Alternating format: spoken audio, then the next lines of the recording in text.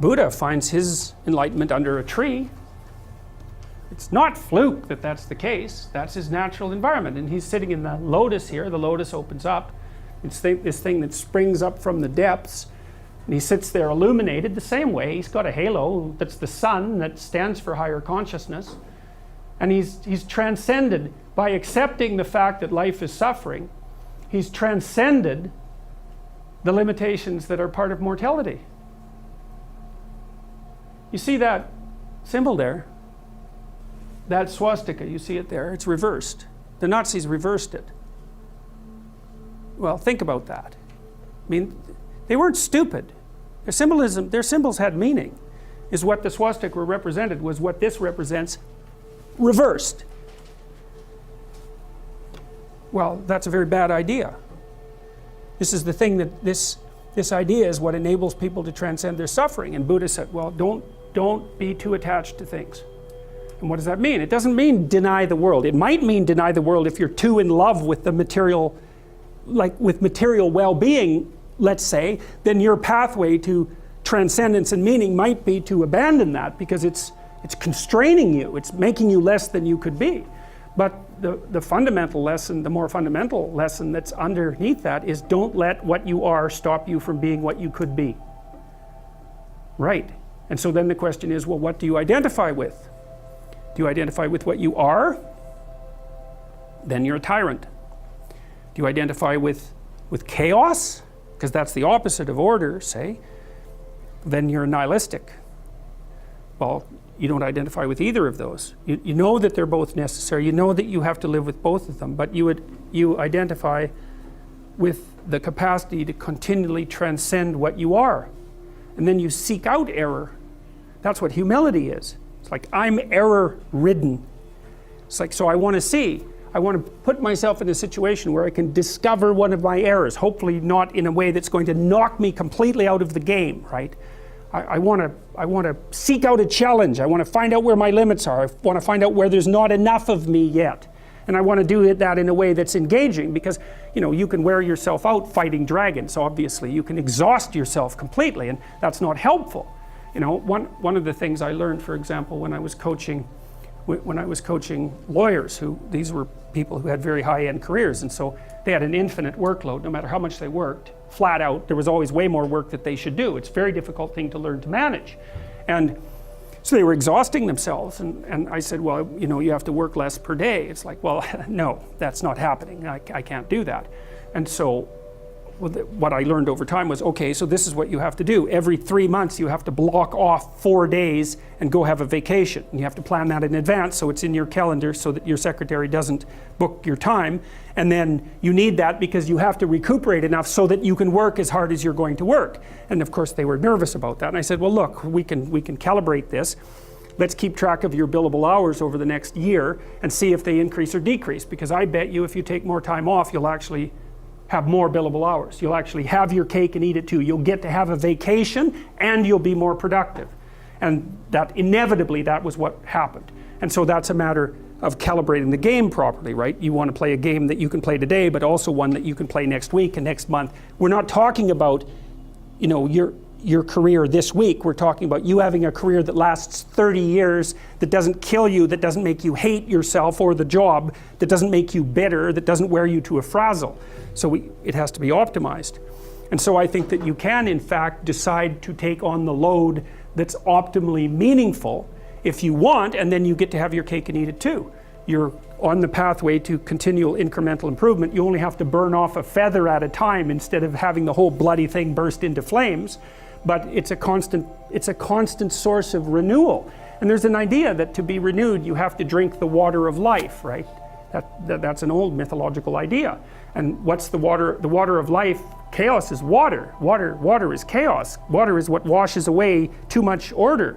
And to stay continually, let's say, refreshed by the water of life is to take on exactly the right amount of chaos to make sure that your garden is properly nourished. And I think meaning is actually the marker of that. And as I said, you know that I wouldn't consider myself either naive or particularly optimistic person. I don't think I'm either of those. But this is actually an idea This is one of the only ideas that I've ever found that I really believe to be rock solid. I actually think that it's true. And it's very optimistic, because it says you can use your sense of meaning to calibrate your progress through life. But there's rules. You have to aim at the highest possible good that you can conceive. Now, and that's subject to update, because what the hell do you know? But you start by aiming at the star you can see rather than the dimmer one that you can't yet perceive. And then you decide that you're going to do that honestly, right? That's a big decision. So the first decision, I think, in some sense, is a decision of love. You're going to decide that being is worthwhile and that you're going to work for its betterment. And that's a decision that's based on love. And the second decision is based on truth. Having made that decision, you're going to play a straight game. Having made those two decisions, I think that you can allow your sense of meaning to calibrate your pathway. And then what's so interesting is that you hit a state that's as close to paradisal as you're going to hit right away, because being engaged like that, it's better to be engaged in the solution of a complex problem than not to have a problem at all. And that's no different than saying it's better for there to be being than non-being, because being is a problem. And so if you want to have no problems, then you have no being. And you could say, well, being is so miserable that maybe that's the route we should take. And fair enough, but maybe you can have your cake and eat it too. You can have the damn problem. It can be a problem worth solving, and you can be so engaged in solving the problem that it justifies the fact that the problem exists. And then you get to have the problem and the solution at the same time, and maybe that's better than not having the problem at all. And I believe that, because one of the things I have seen, and I've seen this being so interesting when I've been lecturing to people, especially more recently, and this has also manifested itself on YouTube. I'm talking to people a lot about responsibility, and it's young men in particular that seem to be responding to that. And I think that's partly because I think that young women, in some sense, have their responsibility map already laid out for them. It's also less voluntary in some sense for women, because they have more complicated problems to solve in the first part of their life, right? Because they have to get the family problem solved. But whatever. I've been talking in a very delineated manner about responsibility, which is a strange thing to sell to people, but responsibility is what gives your life meaning. And so then you might say, well, then take on ultimate responsibility. And what happens? You have an ultimately meaningful life. And then you might say, well, if your life is ultimately meaningful, doesn't matter if it's punctuated by tragedy or even predicated on tragedy. It's worth it. And I think that's true. And everything I've seen indicates to me that's true. Every time I get my clients to take on more responsibility, and it isn't an injunction. You're a bad person, you should take on responsibility. It has nothing to do with that. You can define the damn responsibility. It isn't something that someone else should impose on you. It's not a matter of doing what you should do in some abstract manner. It's not that. It's the choice of what game you're going to play. And you can play the game of the seeker, I would say, and if you play that game, then everyone wins. And it's the best game you can play. And so the answer, in some sense, to the tragedy of life, to the catastrophe of life, to the fall, is to adopt the responsibility of mortality that goes along with that, and to play that game maximally. And paradoxically, it's in the willingness to do that the solution emerges. Then the Lord rained upon Sodom and upon Gomorrah brimstone and fire from the Lord out of heaven. And he overthrew the cities and all the plain and all the inhabitants of the cities and that which grew upon the ground. But his wife looked back from behind him, and she became a pillar of salt.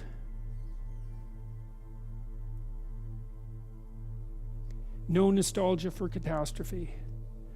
I think that's what that means, is that when you leave what's not good, you wash the dust off your feet and you don't look back. And that's a very harsh lesson. This is echoed a bit in the New Testament. The idea of the necessity for immediate action. These are some of the harsher words that Christ said. This is from Matthew 8. Christ is addressing a multitude and asking people to follow him, and a disciple comes up to him and says, "Lord, suffer me first to go and bury my father." Seems like a perfectly reasonable request. But Jesus said unto him, "Follow me, and let the dead bury their dead." This is from Matthew 12. While he yet talked to the people, behold, his mother and his brethren stood without, desiring to speak with him. Then one said to him, Behold, thy mother and thy brethren stand without, desiring to speak with thee. But Jesus answered the one who was telling him and said, Who is my mother and who is my brothers? For whosoever shall do the will of my Father which is in heaven, the same is my brother and sister and mother. Well, what does all that mean? It means that there's no excuses whatsoever for not getting up and getting at it. That's what it means. And it means that, it even means that when people are beset with a catastrophe, like let's say the death of their father, that they are prone to use that as an excuse for not going about the business that they should be going about. Because they can say to themselves, well, I would accept. And accept, there's always good reasons. I mean, believe me, there's always good reasons for not doing what you should. That's for sure. The reasons pile up day after day to not do what you should, especially because you're aiming at things in the future. You can put them off indefinitely, right? Because of the demands of the day. But these stories, they say a variety of things, you know, especially in combination. They say, when you leave somewhere terrible, do not look back. There's no nostalgia. That's the letting the dead parts of yourself go. And then if you're going to follow the good, there's no excuse not to do it, and it means no excuse whatsoever under any circumstances. And then it's taken even farther with regards to familial relationships. It is, you can't even let them stand in your way. And I think that's all true. And I think I've seen virtually all of that in my clinical practice. Like, there's no excuse whatsoever for not getting at what it is that you should be doing. And I think there's something else that's going on here, especially in the New Testament stories, which is even maybe worse, which is it's absolutely reprehensible to justify your inaction with a catastrophe that extracts mercy from other people, right? There's a tricky game that's going, well, of course I can't do that. Look at the terrible thing that's just happened to me. It's, yeah, okay, I understand. You're absolved of any necessity to move forward because of your current catastrophe. It's like, well, actually you're not. And it's rather rude of you to use it as an excuse. And it's certainly counterproductive.